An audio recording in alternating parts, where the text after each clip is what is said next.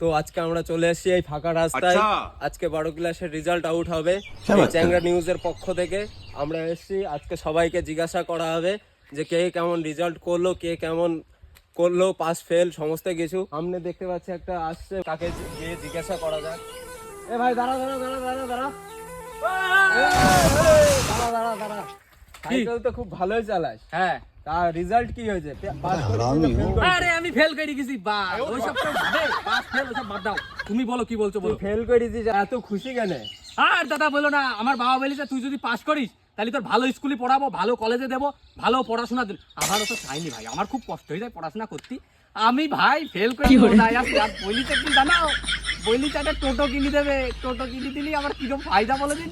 এদিকে ভালো পড়াতে পারবো, আমার ইনকামও হবে। ধরো ধরো ধরো, আমি এখন টোটো কিনতে যাচ্ছি, এখন আমার টাইম। তাহলে আপনারা দেখতেই পাচ্ছেন এখনকার ছেলেমেয়েদের পড়াশোনার অবস্থা।